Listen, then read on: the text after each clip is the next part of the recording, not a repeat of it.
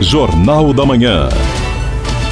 Entrevista. Muito bem, hoje nós temos uma presença ilustre aqui, já veio algumas vezes em Sorocaba e hoje nos dá a honra de participar ao vivo do Jornal da Manhã da Jovem Pan.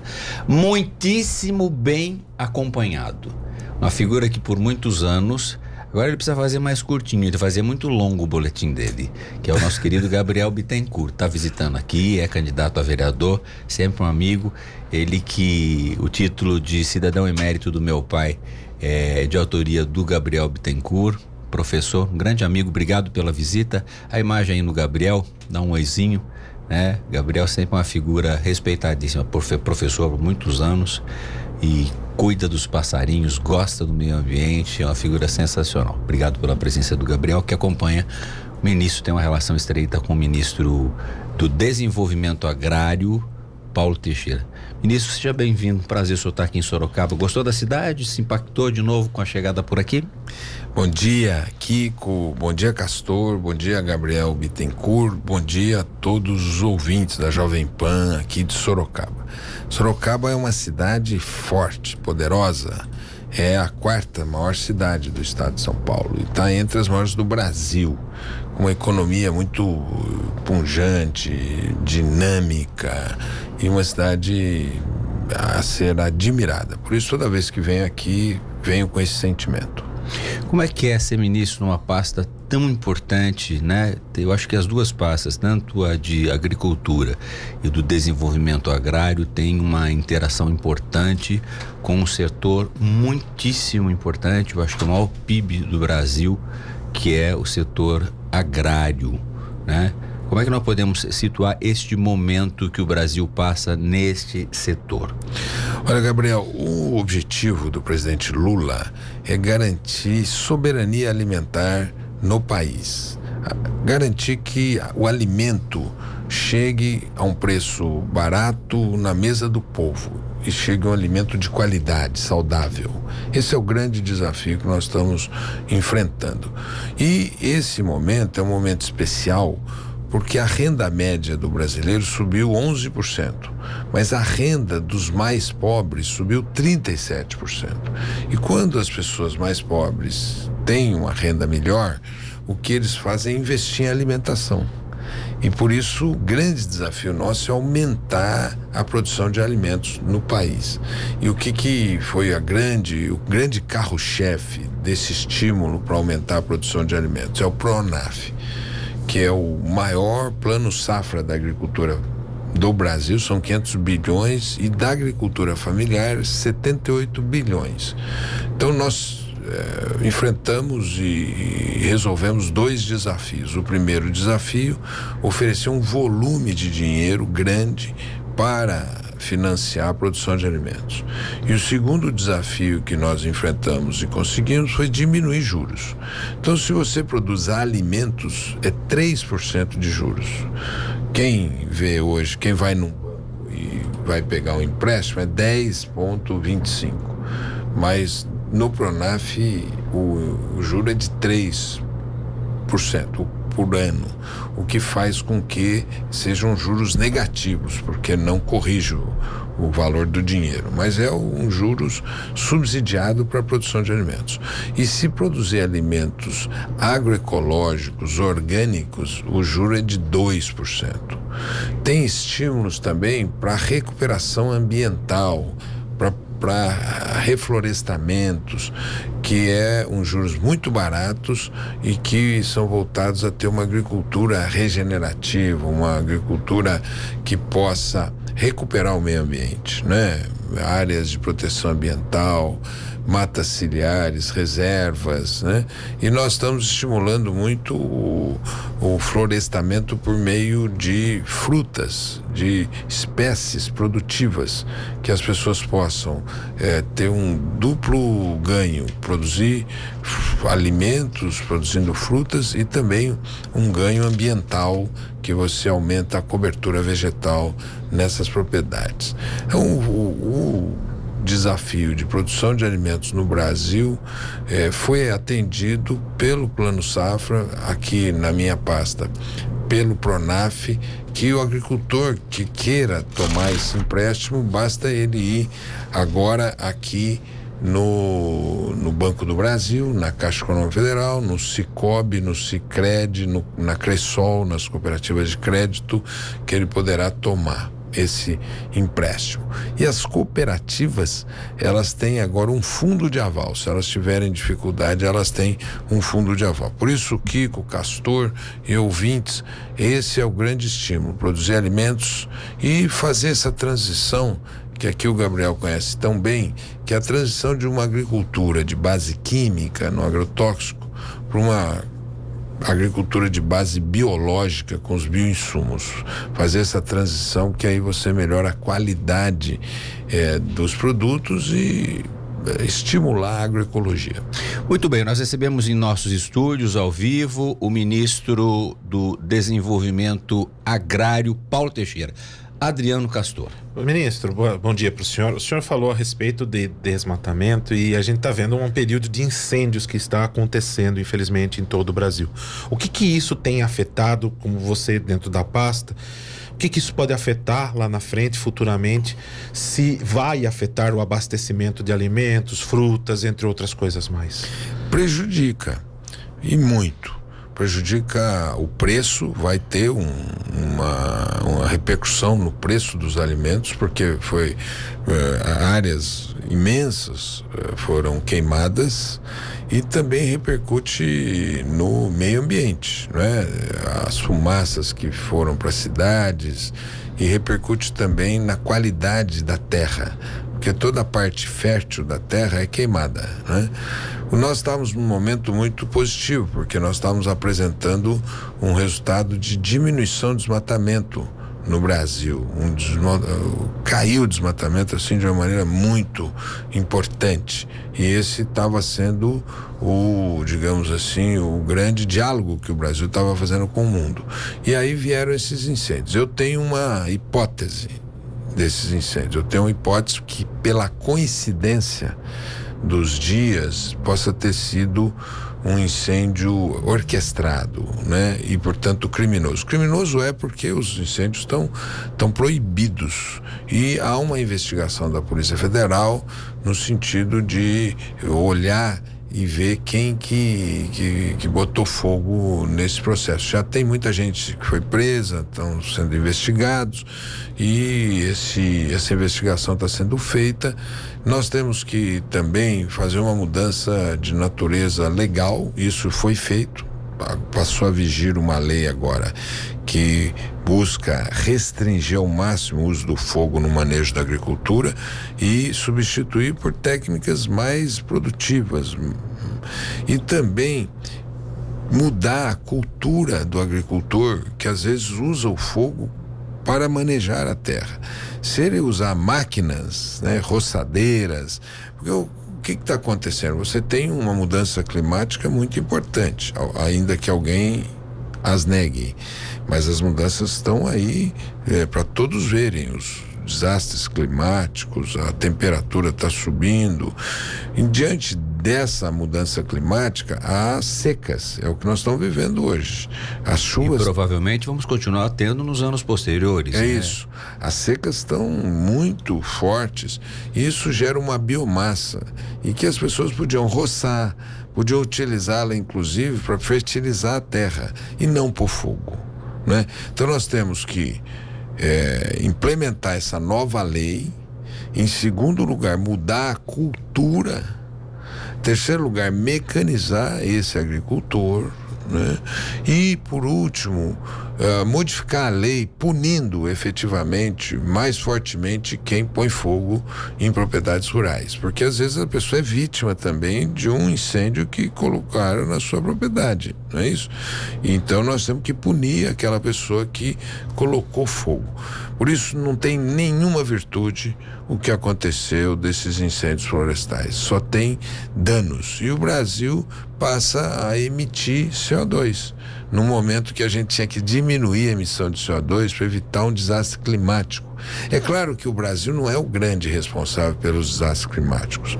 Quem são os responsáveis são os países do primeiro mundo que emitem CO2. Que emitiram ao longo de muitos anos. Emitiram ao longo de muitos anos e continuam emitindo. Eles terão que acelerar a mudança da sua matriz energética. Eles têm que acelerar e têm que pagar para repor os danos que acabam sendo causados aos mais pobres, né? Quantas pessoas que tiveram suas propriedades queimadas aqui no estado de São Paulo, Descalvado, ali no Pontal do Paranapanema, na região de Andradina, né? São José do Rio Preto. São José do Rio Preto, muita gente teve sua propriedade queimada, perdeu seus animais, perdeu a sua produção por conta desses incêndios criminosos. E também não poderíamos deixar de colocar nesse aspecto também aquilo que aconteceu no Rio Grande do Sul, porque também o impacto da água, né, foi desastroso e nós tivemos afetadas muitas áreas agricultáveis no estado do Rio Grande do Sul. No Rio Grande do Sul em especial tem duas questões. A primeira questão é que ali o impacto das mudanças climáticas está sendo muito forte, né? Eu comecei o governo do presidente Lula em 2023, seca no Rio Grande do Sul.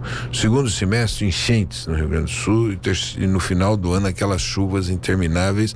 Naquele governo o senhor era ministro de que pasta? Não, nesse governo. Nesse governo. Foi no ano passado. Sim, no ano passado. 2023. Eu comecei o ano com seca e terminamos o ano com água. Com água.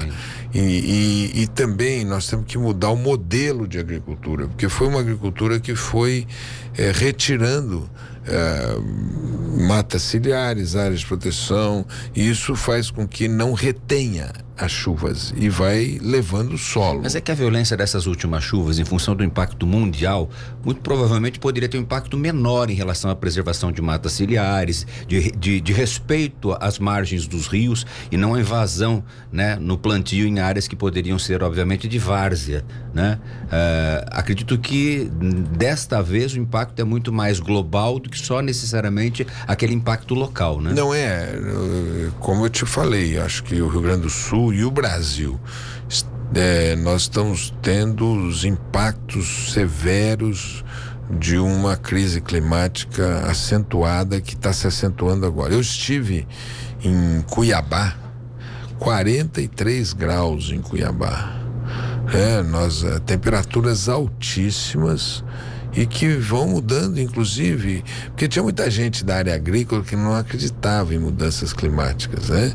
E achava que tinha que desmatar. Tem até pessoas de relevância no mundo político que estimularam o desmatamento, né? Agora estão vendo o dano para a área agrícola dessa prática de desmatamento. O café, por exemplo, tem muita gente que você vê que o preço do café subiu. E por que subiu o preço do café? Porque diminuíram as áreas de produção de café por conta da mudança climática, da mudança de temperatura, porque o café se adapta a regiões temperadas, né? O ministro, na verdade, gente, ele está licenciado do cargo, tá? Ele está ajudando o Partido dos Trabalhadores, a maioria das cidades aqui do estado de São Paulo e fora também daqui, né? Como todos os outros partidos também estão apoiando os seus candidatos. Mas hoje aqui o tema obviamente, a gente falar sobre a pasta ministerial. E claro que na saída a gente quer saber como é que ele está aqui. Veio fazer rua com o Paulinho do Transporte. Paulinho é uma grande figura, esteve aqui conosco sabatina.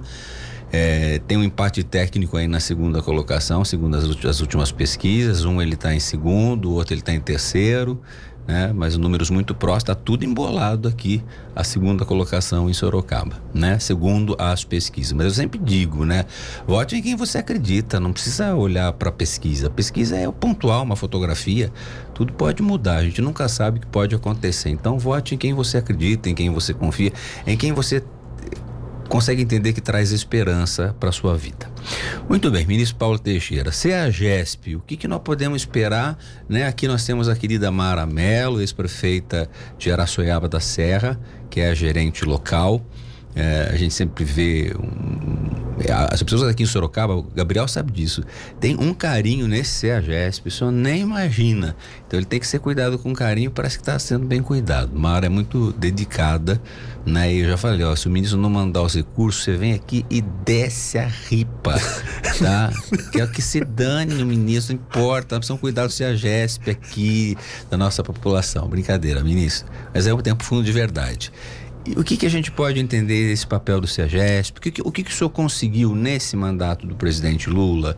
Aliás, que nós o entrevistamos aqui na campanha, precedendo a campanha eleitoral, foi uma bela entrevista. Era 20 minutos, ele ficou 1 hora falando com a gente, né, por streaming. E o que o senhor, qual é a pegada em relação ao CEAGESP? Como é que o senhor encontrou e o que o senhor está deixando de legado nessa sua passagem pelo Ministério do Desenvolvimento Agrário e Agricultura Familiar? Pelo Ministério, o legado que nós pretendemos deixar é um legado de fortalecimento do agricultor familiar, desse que produz o alimento que vai para a mesa do povo brasileiro, né? Os alimentos culturais do povo brasileiro. Porque se você tem alimentos baratos, as pessoas vão voltar a se alimentar com arroz, feijão, mandioca, batata doce, cará, frutas, legumes e verduras, né? Se o alimento está caro, ele vai deixar e vai buscar produtos que não alimentam e que geram problemas de saúde gravíssimos, como colesterol, diabetes e outros problemas de saúde. Esse é o legado que a gente quer deixar, soberania alimentar, né? Sobre o papel do CEAGESP, e agora houve uma mudança que, por razões jurídicas, a Mara, que também eu tenho muita estima por ela, uma querida, né? Ela agora ela se afastou da CEAGESP e entrou o Wilson Roberto Teteia no lugar dela, tá, né? Quais são os objetivos nossos no CEAGESP? O CEAGESP e a Ceasa Minas, que são 2 empresas de abastecimento, elas respondem por 40% do abastecimento no Brasil. O CEAGESP São Paulo, ele não é responsável apenas pelo abastecimento de São Paulo, ele responde por um mercado muito grande em abastecimento, que ele redistribui alimentos para todo o país, né? E isso é uma coisa que precisava melhorar. Nós precisávamos ter ciclos curtos de produção e consumo, né? Mas o CEAGESP é muito importante. Quais são os legados que a gente quer deixar do CEAGESP? O primeiro deles é retirá-la, a empresa do Programa Nacional de Desestatização. Isso a gente já conseguiu. Retiramos o CEAGESP do Programa Nacional de Desestatização. Em segundo lugar, fazer uma conexão com o Programa Nacional de Abastecimento, para que cheguem alimentos em todos os cantos do Brasil, alimentos frescos e baratos. Em terceiro lugar, fortalecê-la. Eu contratei agora o BNDES, e eu espero que a gente assine nos próximos dias, para fortalecer a CEAGESP, a Ceasa Minas e a Conab, as nossas empresas, porque às vezes você tem imóveis que não tem mais utilidades, que você poderia aliená-los e reverter o recurso para dentro da CEAGESP. Isso que você falou, e que inclusive fez essa ameaça para Mara. É uma ameaça, é uma ameaça carinhosa, religiosa, com fé. Com fé. Muita fé. Então é reverter, porque há muitos anos nada era investido, nada, nenhum tostão, nem podia investir porque estava no programa de desestatização. Então agora os recursos poderem ser revertidos para melhorar a parte hidráulica, elétrica, o piso, e também um quarto, digamos assim, legado, é o legado de aumentar a exposição dos produtos da agricultura familiar, que é um pouco a origem, né? Qual que é a origem da CEAGESP? A origem da CEAGESP é o lugar de venda dos produtos dos agricultores. Nós queremos aumentar essa presença e, a partir dessa presença, poder ajudar os agricultores a melhorar suas embalagens, a adotar práticas agroecológicas, enfim, ali ser um lugar... Fomentar isso. Fomentar a partir dali. Ele ter acesso ao crédito. Olha, o senhor tá quietinho aí, mas tem gente aqui de Sorocaba mandando um abraço pro senhor. Olha, caro amigo, um abração bem grande ao ministro Paulo Teixeira, que nunca esqueceu do quê? Banco de Olhos de Sorocaba, Que não combina as coisas comigo, entendeu? Ele vai falando assim. O Pascoal Martinez Munhoz, que é presidente do Banco de Olhos, me mandou uma foto. Tem a foto aí, Vinícius, pra gente publicar? Ele mandou uma foto. E o Sérgio Gabriel também, os dois presidentes do Banco de Olhos. Tem uma mensagem aqui, olha, o Sérgio Gabriel tá em Brasília aí com o ministro Paulo Teixeira, que é um abnegado aqui do Banco de Olhos Sorocaba. Vamos ver a mensagem do Sérgio? Kiko, bom dia. Manda um abraço pro ministro aí, tá vendo? Tem até foto com o ministro já ajudou nós aqui no Boss, hein? Manda um abração pra ele aí, muito obrigado. Tudo bem, o Sérgio Gabriel, Pascoal, Sérgio Gabriel mandando um abraço pro senhor, agradecendo. O Banco de Olhos de Sorocaba, que é o maior banco de olhos da América Latina, né? Tem essa gratidão na figura importante do Pascoal e do Sérgio aqui em Sorocaba. O Pascoal Martinez e o Sérgio Gabriel, né? Quer dizer que o senhor também não é só agricultura, a sua área, o senhor ajuda a área de saúde também. Aqui vocês têm uma pérola, a pérola desse Hospital dos Olhos. Eu digo pérola porque é um hospital muito especializado. E nós temos um problema do envelhecimento que leva a problemas de cataratas e outros problemas de vista. E aqui vocês têm esse Hospital dos Olhos, né? E eu tive a oportunidade e a alegria de destinar um recurso federal para o hospital. Por isso recebi até um prêmio aqui do hospital. Quero agradecer ao Pascoal Martinez e o Sérgio Gabriel pela homenagem, e que alegria poder dialogar com eles nesta entrevista aqui com vocês. Muito bem. Eles só vão ter que caminhar pro final, pastor. Olha, chama você de pastor. Eu deixei o castorzinho aqui e errei, chamei de pastor. Falei de fé, lembrei de você. Não dá pra fazer propaganda, ministro, mas assim, a coisa tá apertada em São Paulo. Lá o senhor tá ajudando Boulos lá? Como é que tá? Eu acho que o fez Boulos, campanha lá? Eu acho que o Boulos vai pro segundo turno. Tá. Ele vai pro segundo turno porque a disputa tá muito acirrada entre o Ricardo Nunes e o Pablo Marçal. Eles que estão disputando o mesmo eleitorado, né? Que é um eleitorado de extrema direita. E por isso nós estamos sentindo que o Boulos, inclusive nessa reta final, ele está sendo apoiado por um grupo grande que está pedindo o voto nele com medo de a extrema-direita exercer o poder em São Paulo. Por essa razão, eu acho que o Boulos vai para o segundo turno e deve ganhar as eleições em São Paulo. Mas o senhor não acha aí nessa sua tese, somado os candidatos que estão na mesma bolha da direita, no segundo turno elas não somam mais votos do que de repente Tabata, Boulos? O senhor acha que esse número se equilibra e é uma nova eleição? É uma nova eleição, porque ali em São Paulo, na última eleição, o Haddad ganhou, o Márcio França ganhou e o Lula ganhou. Eles três ganharam as eleições na cidade de São Paulo. Por isso eu acho que o eleitorado de centro-esquerda, é um eleitorado que vai dar a vitória ao Boulos. Se na hipótese de ir para o segundo turno o Marçal, aí a vitória será muito mais fácil de obtê-la, tendo em vista que ele coloca medo, não é? Você vê, eu já vi pessoas que dizem, não, ele é um arruaceiro, não é? Quer dizer, essa forma de destruir a política, de fazer um debate sem um sentido político correto, atual. Por exemplo, esses dias ele falou que as mulheres não votem mulheres para Tabata, né?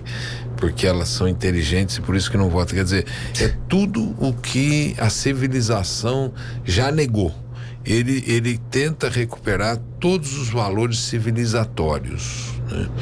E por isso eu acho que se ele for para o segundo turno, o Boulos o derrota. mesmo Nunes, como ele tem uma parte desses negacionistas e tem uma parte da extrema-direita, o eleitorado paulistano teme esse tipo de postura. O vice dele foi indicado pelo Bolsonaro e o Bolsonaro está dentro da campanha dele. Por essas razões, eu acho que o último resultado de São Paulo que pode dizer do comportamento eleitoral foi o resultado das eleições passadas, onde o Lula, o Haddad e o Márcio França ganharam. E a Tabata, no segundo turno, creio eu, que estará apoiando o Boulos. Muito bem. Bom, o senhor está aqui em Sorocaba.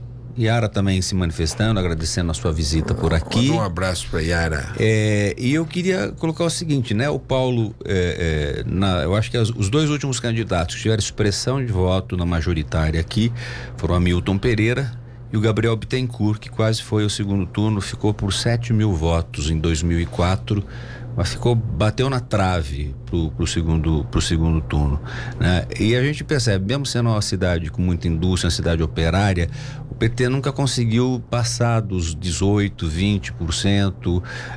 O que o senhor tem como uma expectativa estratégica aqui e qual a sua agenda hoje com o candidato Paulinho?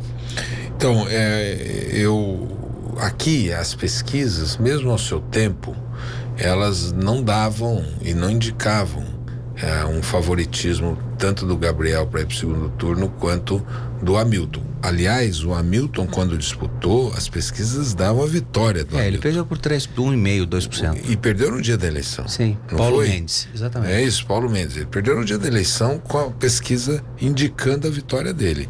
Por esse aspecto que eu acho que as pesquisas, como você disse há pouco, elas indicam, mas elas não votam. Quem vota é o eleitor, e o eleitor tem outras razões para votar, e nós temos um eleitorado, o eleitorado que vota na gente é um eleitorado de última hora, né? Um eleitorado de reta final. Por isso a minha expectativa é que o Paulinho vá para o segundo turno e possa ter um outro segundo turno, e Sorocaba vai ter uma eleição que aí dá para debater a cidade, dá para debater propostas, dá para debater projetos, e eu tenho esperança que ele possa no segundo turno, indo para o segundo turno, disputar e ganhar as eleições aqui em Sorocaba. Muitíssimo obrigado pela sua visita a Sorocaba. A gente vai falar mais por stream, se o senhor estiver em Brasília, para a gente estar sempre colocando as questões desse setor tão importante do desenvolvimento agrário e agricultura familiar.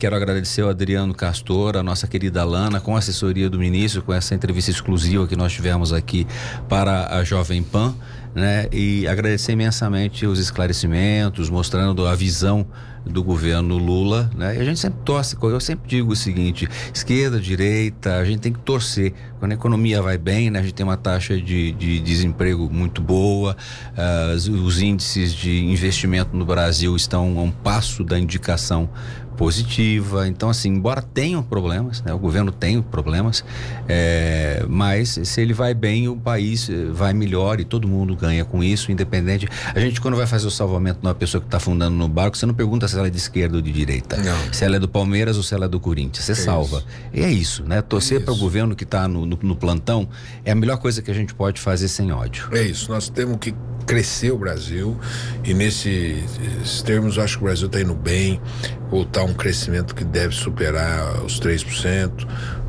a geração de precisa emprego. segurar o déficit, né, ministro? Não, está sendo, atenção, o déficit está sendo dada. Nós já geramos 3 milhões de empregos com carteira assinada. O presidente Lula está prestes a receber o grau de investimento, que isso é um ganho muito grande. A renda média subiu 11%, dos mais pobres 37%.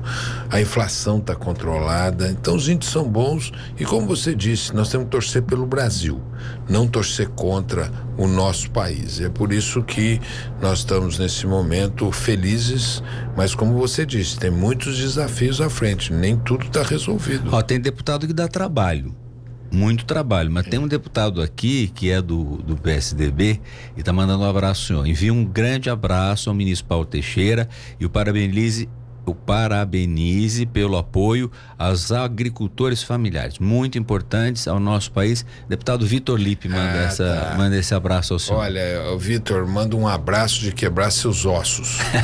Manda um abraço também para Yara que passou por aqui. Quebrar os ossos dela também. Quebrar os ossos, que eu sei que a parte de ortopedia tem que melhorar.